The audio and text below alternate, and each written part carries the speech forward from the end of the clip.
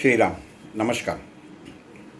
आज 12 सितंबर 2020 श्रीमद् भगवद गीता विश्लेषण भाग 51 ज्ञान कर्म संन्यास योग।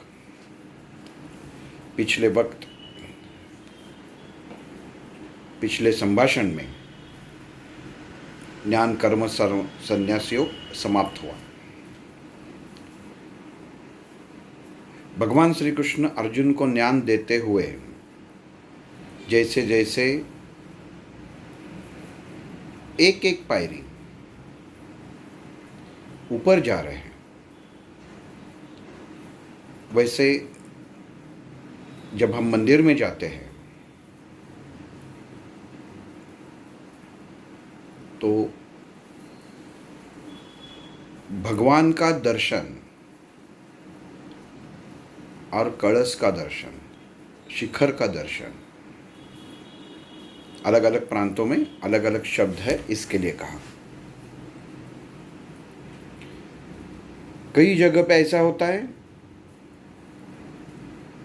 कि कलश का दर्शन किया तो भी भगवान का दर्शन किया, ऐसा कहते हैं। लेकिन भगवान का दर्शन किया तो कलश का दर्शन किया, ऐसा कह नहीं सकते। कलश शब्द ये वास्तव में मराठी शब्द है। मराठी में बातें करते समय इसका उच्चार कोई भी चीज़, कोई भी घटना काबू से बाहर नहीं तो सर्वोच्च स्थान पे जाती है, उसकी जो मूल्यांकन रहता है, उसकी जो पातळी रहती है, उसका जो मोजमाप रहता है, वो अंतिम चरण तक जाता है, उसे कलश ये शब्द मराठी में कहा जाता है। कि कोई चीज़ का, अभी जैसे कोरोना इतना बढ़ा हुआ है, इतना फैला हुआ है पुणे में, तो कोई महाराष्ट्र में रहने वाला कहेगा अभी इसका कलश हो गया। ये सर्वोच्च बिंदु। वैसे भगवान का हर मंदिर, भगवान की मूर्ति, भगवान की चरण पादुका जिस मंदिर में स्थित होती है, हम लोग जिसे दर्शन के लिए जाते हैं, भक्ति भाव से समर्पण करते हैं, वहाँ पे जब हमारी भक्ति, हमारी सोच, हमारी आत्मीयता, हमारी समर्पणता भगवान से जुड़ जाती है, तो वो जो क्षण रहता है उसे कलश बोलते हैं।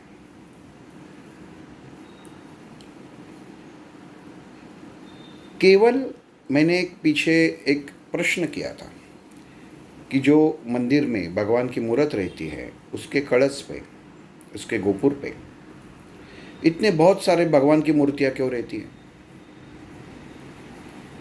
वास्तव में हम लोगों ने कभी देखा रहेगा कि कोई कलश पे अलग अलग भगवान शंकर की, गणेश जी की, बहुत सारे साधुओं की, लक्ष्मी माता की, सरस्वती माता की, इंद्रदेव की, सूर्य देव की, चंद्रमा देव की, सब देवताओं की एक छोटी छोटी मूर्तियाँ कलश पे रहती है।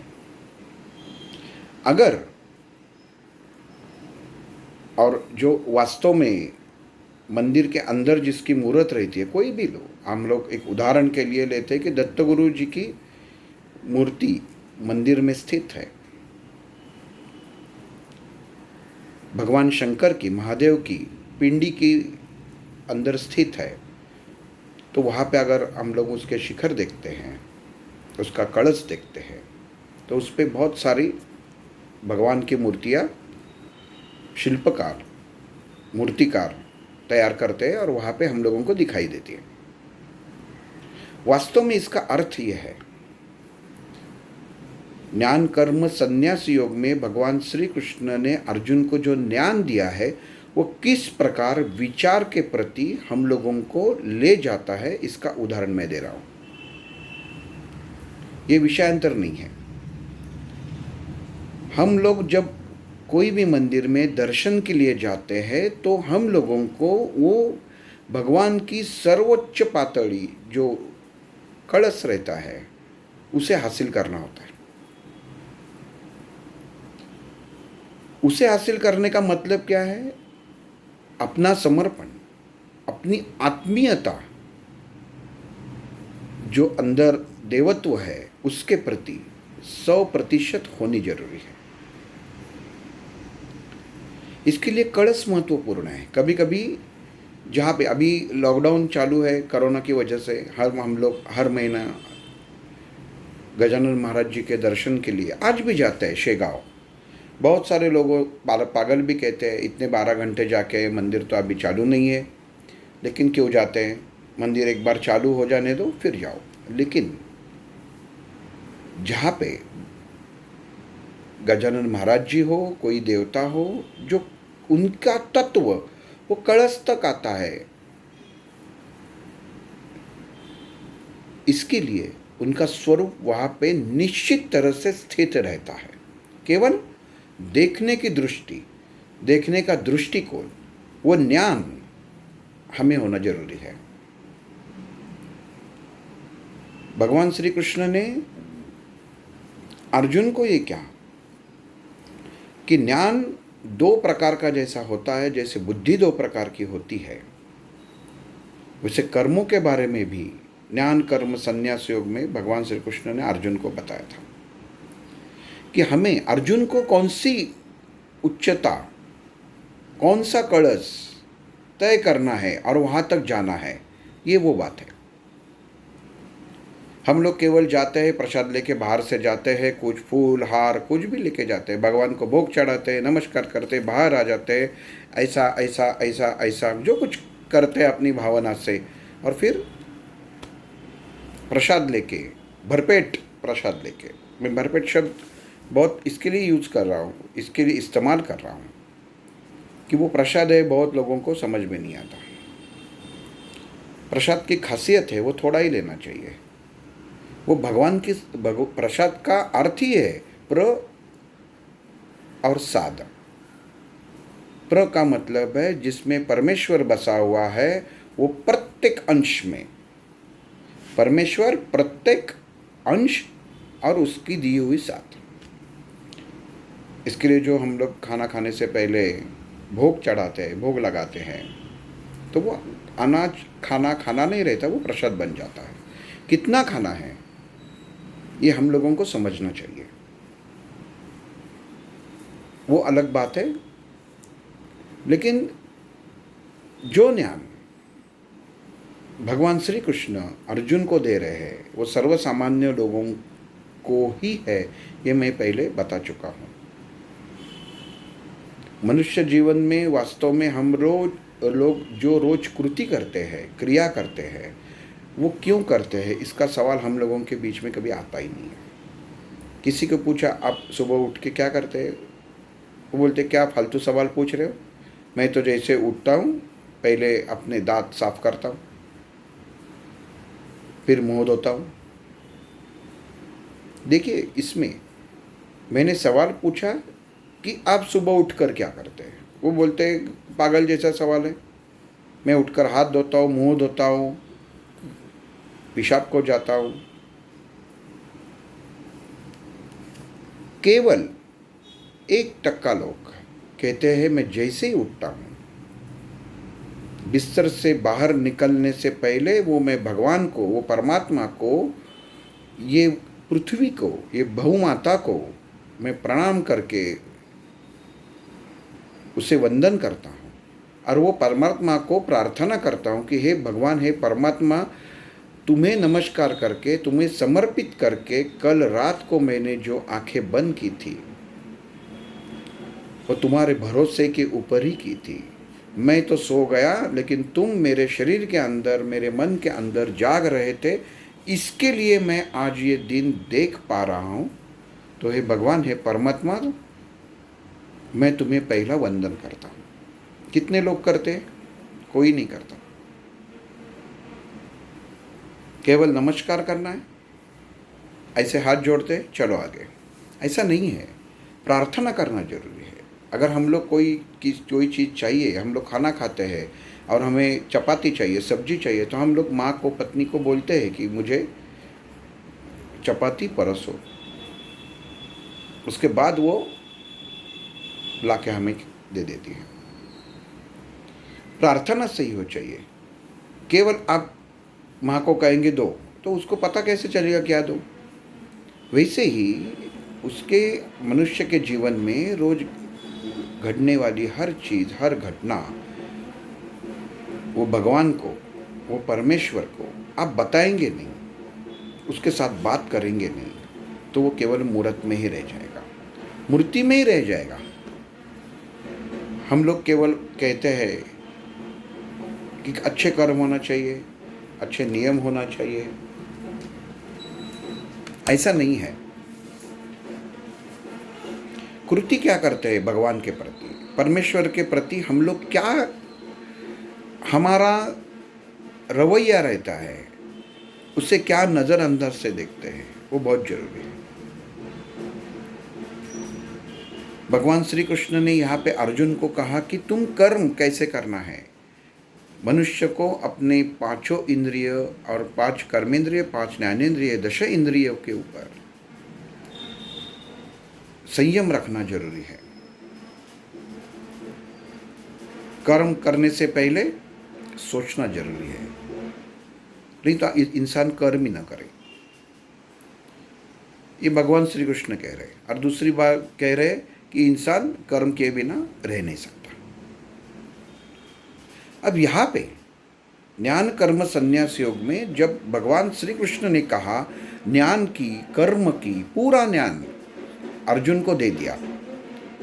कर्म क्या है, परमात्मा क्या है, आत्मा क्या है, उसका मिलन कैसा है, ये सब कुछ उसको समझाने के बाद आखिर में भगवान श्री कृष्ण कहते हैं कि अभी है अर्जुन, तुम्हारा गांडीव, तुम्हारा शस्त्र उठाकर युद्ध के लिए तैयार हो जाओ, तुम्हें ये कर्म करना है।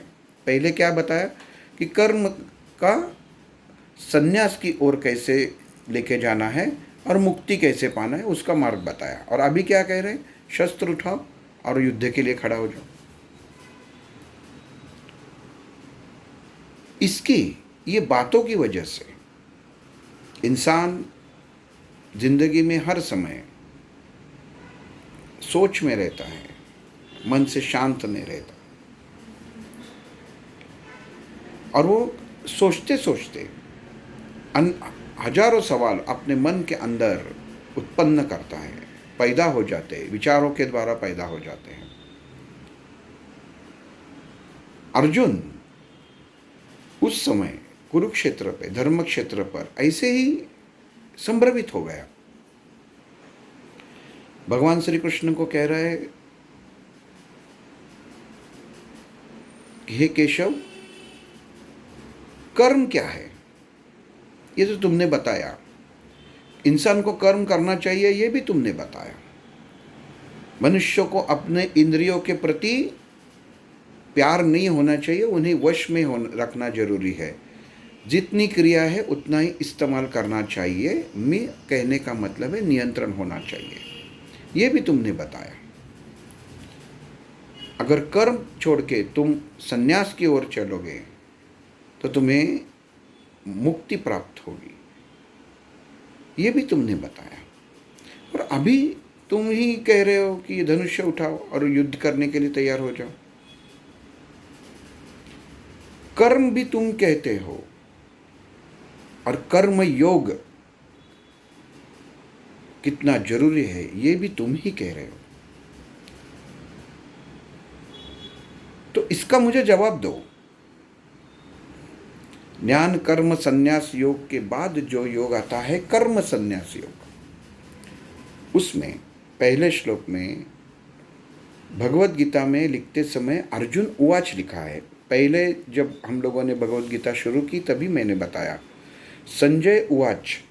उवाच ये शब्द का अर्थ है निश्चित रूप से कहा गया हुआ, अंदाज नहीं, निश्चित रूप से।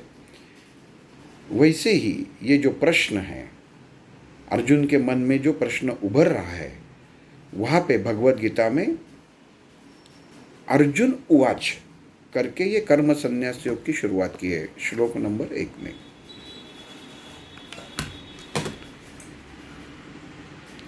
अब यहाँ पे भगवद गीता में अर्जुन उवाच क्यों लिखा, अर्जुन ने कहा क्यों नहीं कहा? क्योंकि ये बहुत महत्वपूर्ण बात है कि सर्वसामान्य मनुष्य के मन में हमेशा ये शंका उपस्थित रहती है कि मैं जो कृति कर रहा हूँ ये सही है या गलत है। वो कोई भी चीज़ को सही मानता ही नहीं है और गलत भी नहीं मानता। इसके लिए भगवान श्री कृष्ण के सामने अर्जुन ने ये सवाल रखा, जो गीता जिन्होंने लिखी, भगवद गीता जिन्होंने उसका अर्थ लिखा, उन्होंने कहा है कि अर्जुन उवाच। ये सर्वसामान्य लोगों का जो सवाल है वो भगवान श्री कृष्ण के सामने अर्जुन ने रखा है। मैं शंका ही है कि इसका मुझे जवाब दो। अगर ये मुझे जवाब तुम नहीं दोगे तो मैं संभ्रमित अवस्था में और चला जाऊंगा। पहले तो हूँ, जैसा आपने थोड़ा ज्ञान का उपदेश करके, अभी जैसे ही मेरा ज्ञान का मैं उपयोग करने वाला हूँ केशव, उसी समय तुम कह रहे हो कि कर्म छोड़ो, संन्यास प्राप्त करो, लेकिन कर्म करने के बाद ये तुम्हारी सब जो बातें हैं वो मेरे समझ में नहीं आ रही है कि तुम पक्का कहना क्या चाहते हो, सुझाव क्या देना चाहते हो। मैं मेरे शरीर के अंदर जो इंद्रिय है उनका सही इस्तेमाल करूं, वो भी तुम्हें शंका है। इसके लिए तुमने मुझे उसका ज्ञान दिया। आत्मा और परमात्मा, परमात्मा का ही अंश आत्मा है जो नित्य है, वो कभी खत्म नहीं होता, केवल शरीर बदलता है। ये भी सिद्धांत के साथ तुमने सिद्ध कर दिया, जो मुझे सही लगा। इंसान को अपने कर्म,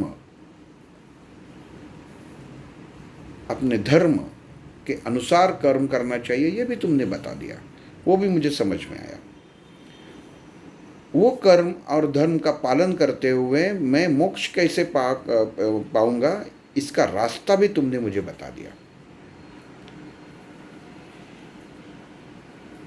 और अब मुझे कर्म करना और कर्मयोग,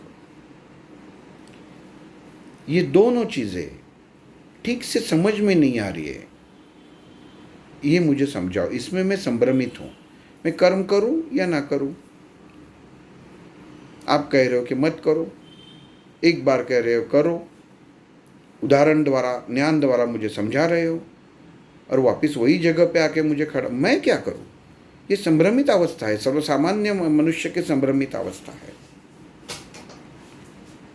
सद्गुरु कहते हैं सब रास्ते छोड़ो, घरदार छोड़ो और परमात्मा की ओर चलो। ये इतना सद्गुरु गुरु कहते हैं। इंसान को लगता है सद्गुरु ने कहा, घर में जाके वो झगड़ता है और कहता है सद्गुरु ने कहा कि घरदार छोड़ो। मनुष्य शब्द का विपर्यास ऐसे ही करता है।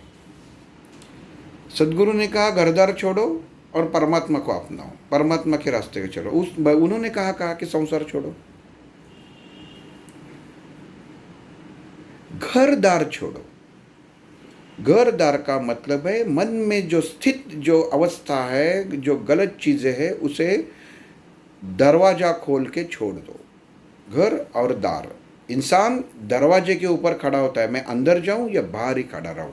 इसका कहने का मतलब है अच्छे विचारों और बुरे विचार, इसके बीच में जो इंसान खड़ा हो जाता है उसको द्वार कहा जाता है। और हम लोग सोचते हैं कि कोई किताब में लिखा हुआ है घरदार छोड़ो, सद्गुरु कह रहे हैं घरदार छोड़ो और मेरे यहाँ पे परमात्मा की ओर जाने का रास्ता ढूंढने के लिए यहाँ पे आके बैठो। समझ गलत है। यही संभ्रमित अवस्था श्री कृष्ण के आधा इधर आधा उधर कहने की वजह से अर्जुन के भी हो गई है।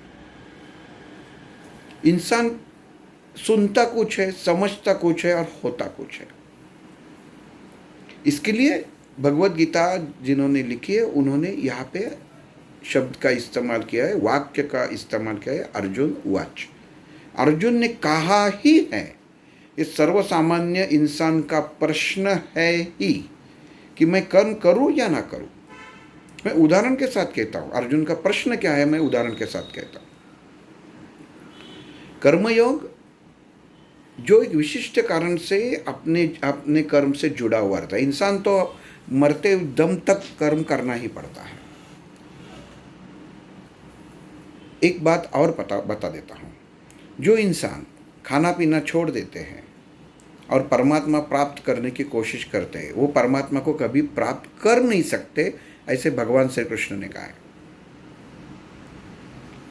क्योंकि मनुष्य के शरीर के अंदर जो स्थित परमात्मा भगवान स्थित है, अग्नि स्वरूप है, आप अपने मन की वजह से अपने स्वार्थ के लिए उनको खाना नहीं दे रहे, उनको सर्पण नहीं दे रहे, वो अग्नि प्रज्वलित नहीं कर रहे।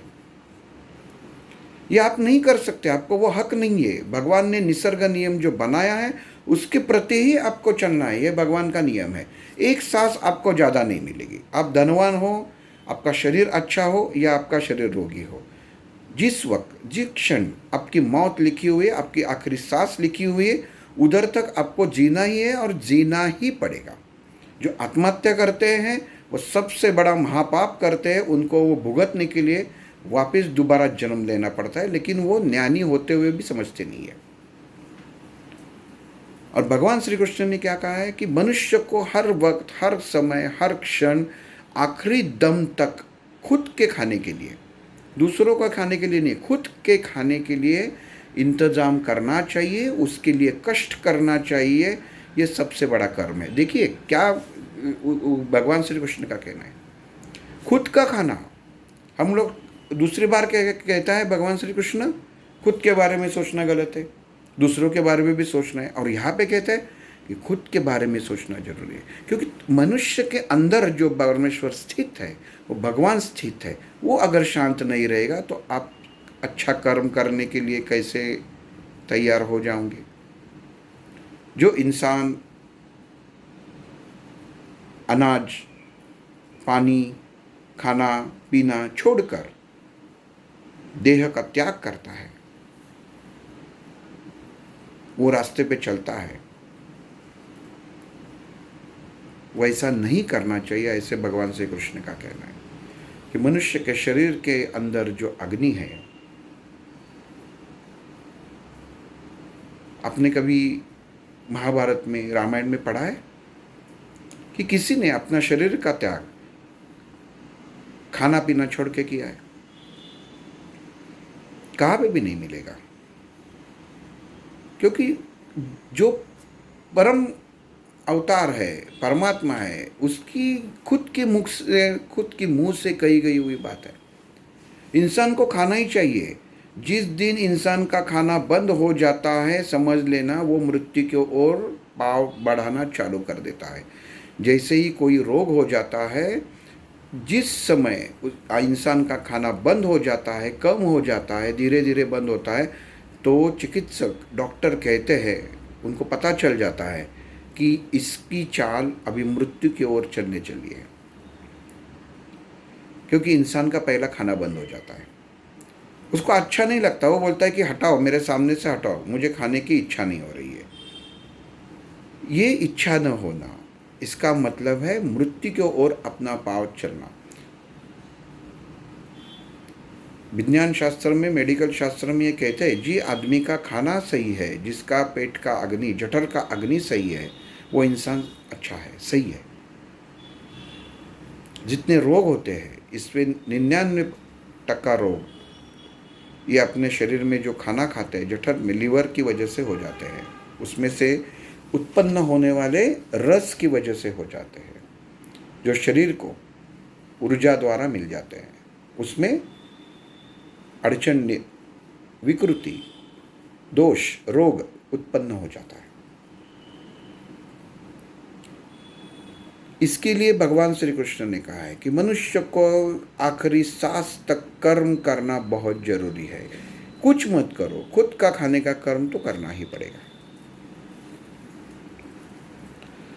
जैसे अभी मैंने बताया कि कर्म क्या है, कर्म योग क्या है। अभी कोरोना के साथ चालू है, हम लोग देखते हैं कि बहुत सारे चिकित्सक, बहुत सारे डॉक्टर कोरोना के जो मरीज है उनको देखना उनका कर्तव्य है, उनका कर्म है, उसकी सीख तो उन्होंने ली है।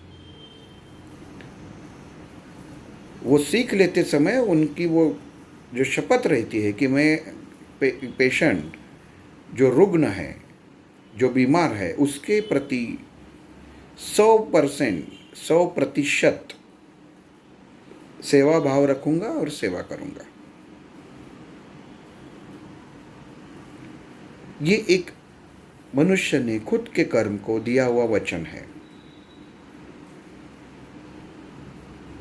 लेकिन आज अगर देखेंगे, मैं किसी के ऊपर उंगली नहीं उठाता, लेकिन बहुत सारे बीच में डॉक्टरों ने अपने दवाखाना, चिकित्सालय बंद किए थे।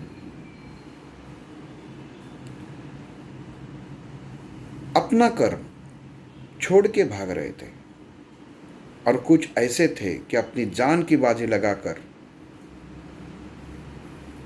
जिन्होंने जो योगदान दिया, जो रुग्ण था, जो रोगी था, उसके प्रति कुछ सोचे बिना मन से वो रोगी के साथ मिलना और कर्म करना, जिसमें अच्छा हो सकता है, बुरा भी हो सकता है, ये सोचे बिना जिन्होंने काम किया, जिन्होंने खुद के बारे में नहीं सोचा, ऐसा कर्म किया जिसमें मुझे कुछ भी फल मिल सकता है, लेकिन उसकी अपेक्षा किए बिना जो कृति हो गई, वो योग स्वरूप है। अभी भगवान श्री कृष्ण और अर्जुन, इनके बीच ये कर्म संन्यास योग, अर्जुन का प्रश्न, भगवान श्री कृष्ण के प्रति किया हुआ प्रश्न कि हे केशव, तुम मुझे एक ही बार सही बताओ, मैं इतना मन से, विचार से संदिग्ध हूँ कि तुम क्या बोलते हो, क्या करने को कहते हो, ये मुझे थोड़ा सा समझ नहीं आ रहा है, और ये निश्चित मेरी भावना है। इतने कितना अर्जुन का बड़ापन है। सर्वसामान्य चीज़ों में अगर हम लोग देखेंगे तो कोई चीज़, कृति हम लोग किसी को अच्छा समझाने जाते हैं कि आप ऐसा करो, तो बोलते हैं हाँ हाँ मुझे मालूम है, आप मुझे बताने की ज़रूरत नहीं है। कोई चीज़ हम लोग खरीदने जाते हैं तो वो दुकानदार का जो बेचता है वो हम लोगों को बताता है कि ये आपने लिया हुआ, उदाहरण के लिए कहता हूँ, मोबाइल कैसा इस्तेमाल करना है। हम लोग कहते नहीं, आप मुझे इतना अध्ययन नहीं समझ रहे हो, मैं इतना अलग अलग प्रकार के मॉडल इस्तेमाल कर चुका हूँ। इसे अहम भाव कहते हैं। इससे क्या होता है, जो ज्ञान, ज़्यादा ज्ञान तुम्हें मुफ्त में मिलने वाला था, वो आपसे दूर जाता है। लेकिन जैसे अर्जुन ने किया, अर्जुन ने क्या किया, श्री कृष्ण को सीधा बता दिया कि मुझे तो कुछ समझ में ही नहीं आ रहा हो, मैं तो वो नादान हूँ कि इतना पूरा समझाने के बाद मुझे कुछ भी अकल नहीं है। तुम ये जो कुछ अभी तक तुमने बात बताई वो मेरे ज्ञान के हिसाब से समझ में आई, लेकिन कृति के समय में इसमें संभ्रमित हूँ, बिल्कुल नहीं हो, ये मैं मानता हूँ केशव, तो आप मुझे बताओ कि मैं क्या करना है। ये समर्पण भाव है। और इसमें भगवान श्री कृष्ण ने बाद में जो उसका उपदेश किया वो अलग है, लेकिन अर्जुन का ये सवाल कितना महत्वपूर्ण, मैं इसके लिए बोल रहा हूँ कि इंसान को केवल और केवल अर्जुन बन के ही रहना अगर पड़ेगा ज़िंदगी में, अगर वो रहेंगे तो आप जीवन में सब ज्ञान प्राप्त कर सकते हैं, सब चीज़ें इस्तेमाल कर सकते हैं। लेकिन जिस दिन आपको लगेगा कि नहीं मुझे मालूम है, मैं ज्ञानी हूँ, उस दिन आपकी ज्ञान में बढ़ोतरी नहीं होगी। अज्ञान होके ही जीना है। अज्ञान होके जियोगे तो सामने वाला आपको ज़्यादा ज्ञान देगा। जिस दिन किसी शास्त्री, किसी पंडित के सामने जाके अपना मुंह खोलोगे और कहोगे कि मैं आपसे कितना जानकार हूँ, मुझे आपसे कितना ज्ञान बड़ा है, उस दिन समझना कि आप अपने जीवन की दुर्दशा के लिए पहला पाँव रख रहे। जितना ज्ञान आपने कमाया है वो अधोगति के मार्ग पे जा रहा है, क्योंकि मन के अंदर अहम भाव पैदा हो गया। किसी भी इंसान को मन में अहम भाव नहीं होना चाहिए। इंसान को केवल हम लोग इतना ध्यान में रख, मैंने हर बार बताया कि इंसान को विद्यार्थी बन के ही जीना है और दास बन के ही इंसान को जीना है। जिस दिन आप गुरु बनने की कोशिश करोगे, जिस दिन आपको लगेगा कि मैं गुरु हूँ, उस दिन समझना कि आपके ज्ञान प्राप्ति में जो मार्ग है वो इस क्षण से बंद हो रहा है। क्योंकि गुरु अवस्था जो है अंतिम अवस्था है, उसके बाद परमात्मा है। गुरु किसे कहते हैं? जिसके पास सब कुछ ज्ञान है उसे गुरु कहते हैं। हमें तो सीखना है, और गुरु महागुरु तैयार करते हैं, गुरु शिष्य नहीं तैयार करते।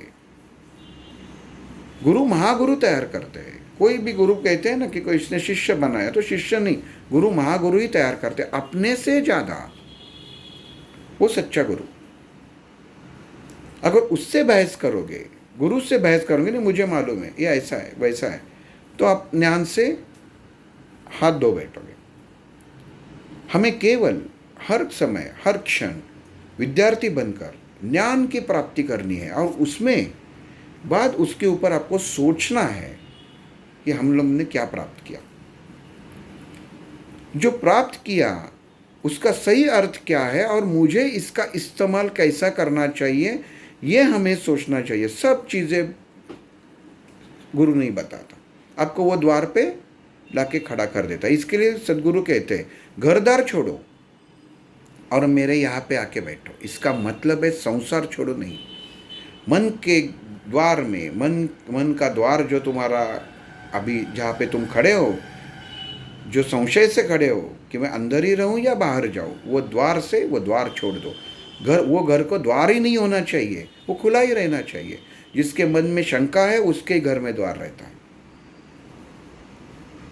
जिसके मन में शंका है कि बाहर चोरी करने के लिए मेरे घर में कोई घुसेगा, वही दरवाजे को, घर को दरवाजा बनाता है। ये मैं स्वाध्याय की बात कर रहा हूँ। विचार, चोर कौन है? गलत विचार।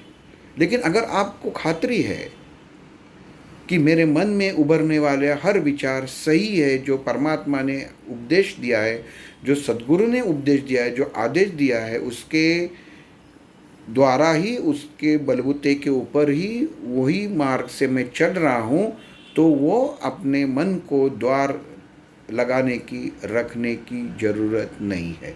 क्योंकि गलत चीज़ आपके मन में, विचार में, शरीर के अंदर के घर में आ ही नहीं सकती। तो भगवान श्री कृष्ण ने अर्जुन को, कल एक बार वापिस अर्जुन के 2 सवाल बताऊंगा, और भगवान श्री कृष्ण ने उसके ऊपर अर्जुन की मन की अवस्था स्वच्छ करने के लिए, निर्मल करने के लिए, जो संदेह अर्जुन के मन में जाग उठा है, उसे मार्गस्थ करने के लिए भगवान श्री कृष्ण क्या उपदेश करते हैं, वो अगले विश्लेषण में देखेंगे। श्री राम।